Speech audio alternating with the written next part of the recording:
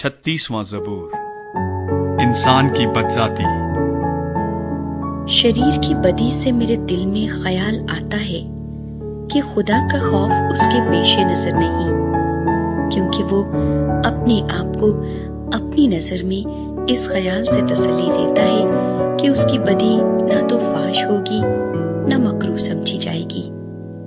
उसके मुंह में बदी और फरेब की बातें हैं। वो दानिश और नेकी से दस्तबरदार हो गया है। वो अपने बिस्तर पर बदी के मंसूबे बांधता है। वो ऐसी राह इख्तियार करता है जो अच्छी नहीं। वो बदी से नफरत नहीं करता।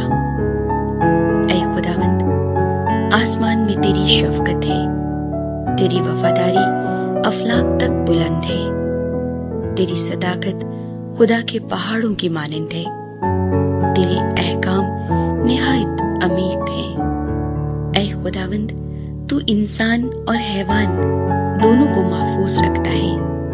ऐ खुदा, तेरी शफकत क्या ही बेशकीमत है। बनी आदम तेरे बाजुओं के साए में पनाह लेते हैं। वो तेरे घर की नेमतों से खूब आसूदा होंगे। तू उनको अपनी खुशनुदी के दरिया में से पिलाएगा, क्योंकि जिंदगी का चश्मा तेरे पास है। तेरे नूर की बदौलत हम रोशनी देखेंगे। तेरे पहचानने वालों पर तेरी शफकत दायमी हो और रास दिलों पर तेरी सदाकत।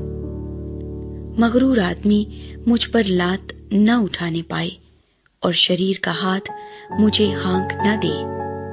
बदकिरदार वहां गिरे पड़े हैं, वो गिरा दिए गए हैं और फिर उठ न सकेंगे।